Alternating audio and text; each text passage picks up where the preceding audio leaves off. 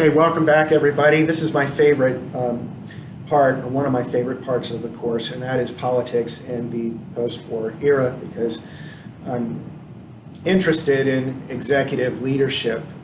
It's just a subject that fascinates me. So we'll start with France.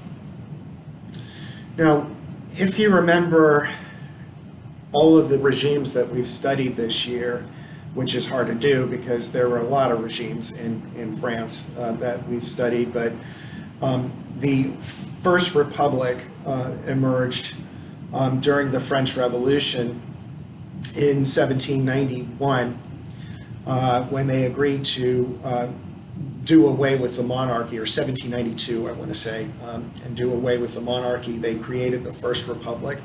Of course, that evolved into the Directorate, the Consulate, and then Napoleon. So the First Republic didn't really last very long.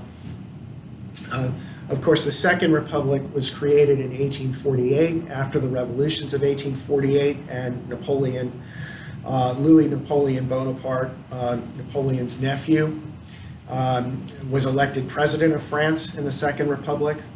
Of course, that didn't last very long. By 1851, 2.5 years after the foundation of the Second Republic, Napoleon III created the empire, or the Second Empire, rather, of France.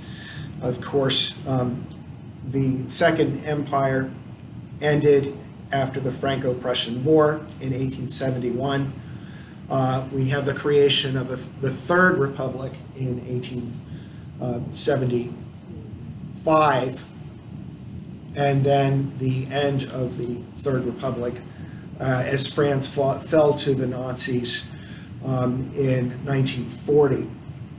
The Vichy regime replaced the Third Republic in southern France between 1940 and 1945. In 1945 to 1946, Charles de Gaulle, who had led the government in exile during the war in Britain, became the provisional authority to govern France until they could agree upon a new constitution. The new constitution, which was called the Fourth Republic, created a very weak executive. De Gaulle was very dissatisfied with the powers of the French executive, so he resigned and spent the next years waiting in the wings, the next 12 or so years waiting in the wings for the Fourth Republic to fail and to be summoned back to power. That indeed happened during the Algerian crisis. There was a massive independence movement in Algeria, which erupted into violence, and that was a major crisis for the French state because Algeria was considered the second homeland for the French people and contained a lot of white French settlers.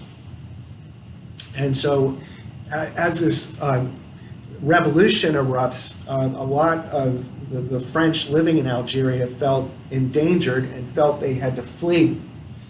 And that signaled to the French people that the Fourth Republic did not create a strong enough executive to solve the challenges that France was facing. And so they begged de Gaulle to come back to power and lead France, resolve this Algerian crisis. He said, "I will on one condition, that we scrap the Fourth Republic, we write a new constitution with a stronger executive," and the French government essentially agreed.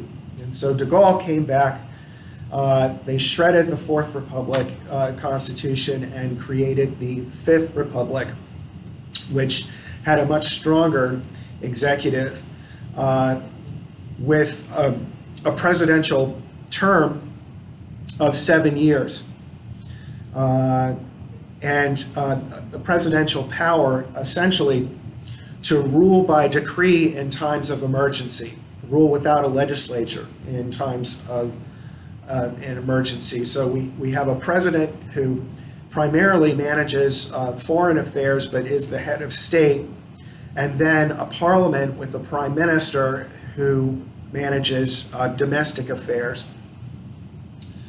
De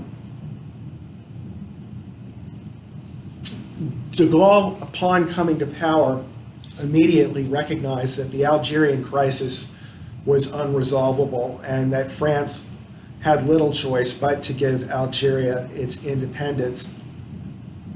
That was a dangerous situation because the Arab population did not want the white French population living in Algeria, and essentially they were forced to people who had been born in Algeria and lived in Algeria for generations had been forced to flee and seek asylum in France. And these people became known as the Pieds Noirs, or the Blackfeet, because they wore black boots.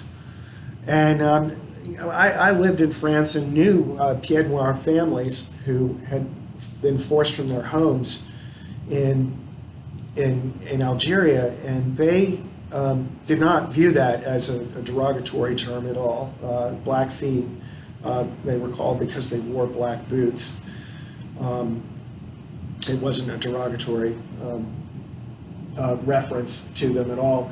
And other people who I talked to in France said that every single French family was affected by this in some way. Every French family had white French relatives in Algeria who were forced to come and depend on them as they made the transition back from life in Algeria to a new life in France.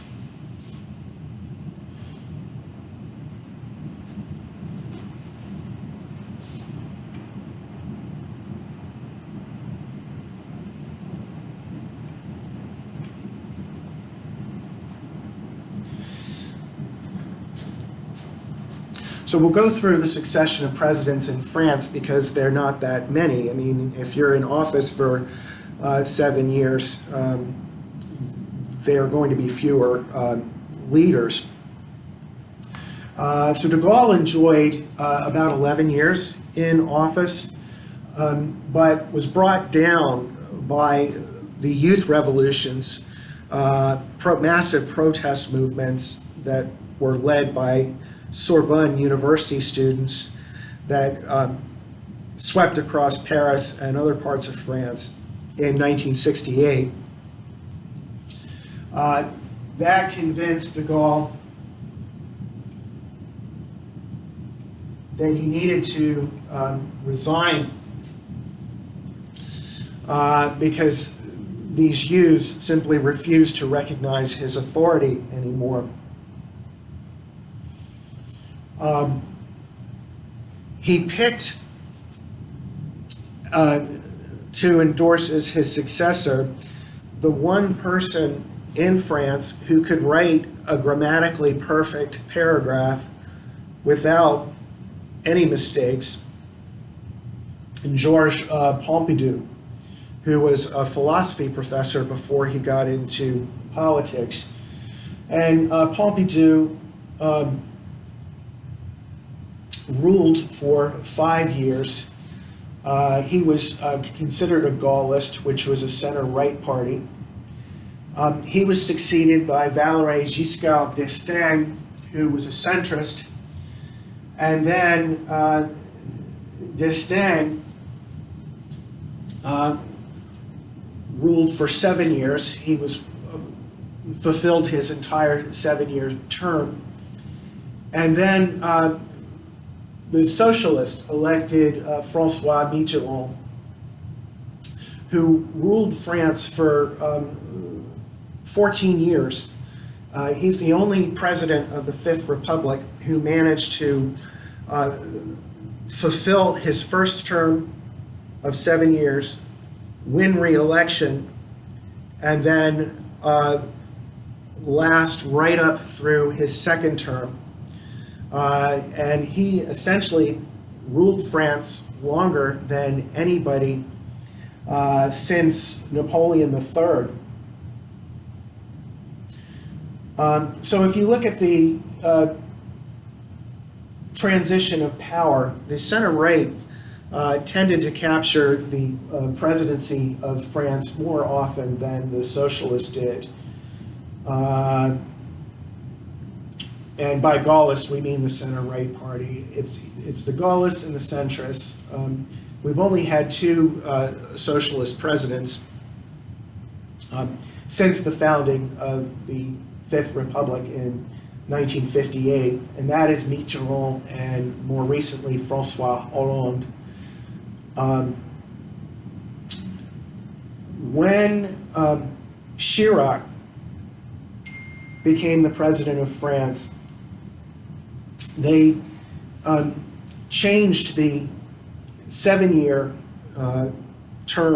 presidential term, to 5 years. They called it the septennat, the 7-year term. And they shifted it to the quinquennat, which means the 5-year term. So we see Jacques Chirac winning in 1995, he managed to stay in power for 12 years. That's when they shifted it from, they said that his 2nd-year term, the constitutional amendment said that his 2nd-year term would become a 5-year. His second 7-year term would become a 5-year term. He left office in 2007, and then in 2007, Nicolas Sarkozy became president. He was, in a sense, capitalized on anti-immigration rhetoric, but deeply unpopular. He lost the election in 2012 and was replaced by François Hollande.